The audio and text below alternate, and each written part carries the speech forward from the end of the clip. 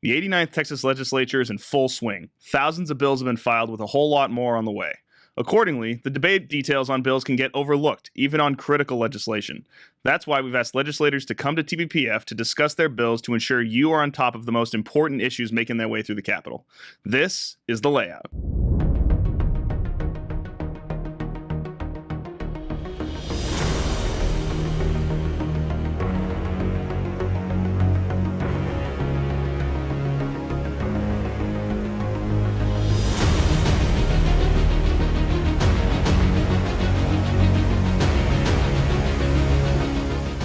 I'm John Mondi, Communications Manager here at the Texas Public Policy Foundation. Today we're discussing House Bill 2797 with Representative Cody Vasut from House District 25. Representative Vasut, welcome to The Layout. Glad to be here.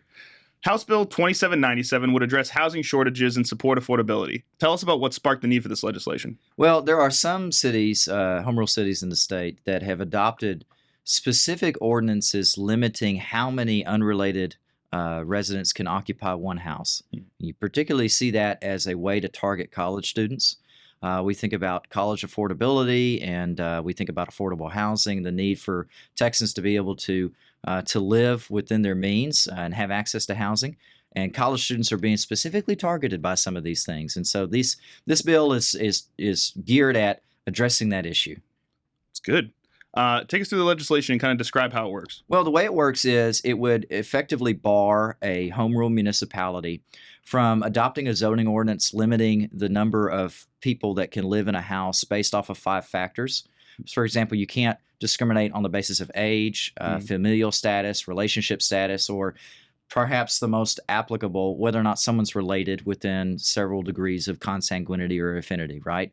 And so it would effectively take away the ability of cities to adopt overlay zones like they have in, for example, College Station, where you can't have more than 2 unrelated living in the same house. And that would then open up more housing options for college students and bring housing prices down for college students. It's ironic that a town named College Station would make it difficult for college students to... I was thinking about that on the way in. Look, I get it. College Station is a wonderful community. I went to A&M. I love it. But it is College Station, right? And so... I certainly am not a fan of a municipality adopting regulations that are hostile to college students. You know, I get they'll maybe say, well, we need to ensure that there's not too much parking on the street. You know, if you have more than 4 unrelated in a house because you have 4 cars or something.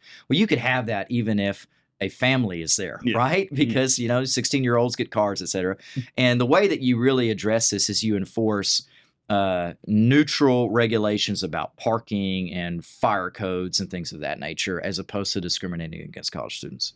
That makes sense. Yep. So how would the lives of, Texans, for most likely college students, kind of be impacted by this legislation once it's passed and implemented? Well, it's all about ensuring that people have access to various options for housing. When you adopt these type of discriminatory ordinances, you're saying certain people can't live in a certain place. And when you say it like that, it sounds really bad. And it is. I mean, could you imagine if this was done on the basis of race? How ridiculous and evil that would be. But because we do it on the basis of familial status, when we're really targeting college students, it's somehow okay. And it's not. And so I think this will help people have more access to various housing options than they do right now. And that's a good thing for the market. That's a good thing for Texans. So some people that say that occupancy limits based on family members alleviate overcrowding in a dwelling. How would you respond to that? Well, you could have overcrowding in a family. So I don't think this is overly broad and under-inclusive. Wink, wink. I don't know why anyone's not sued over this. This is probably unconstitutional. But at the end of the day, I think that the legislature needs to step in and just say, don't do this. And I think that will address the issue, and overcrowding can be handled with other ordinances that are not discriminatory. So what kind of feedback have you received since filing this bill?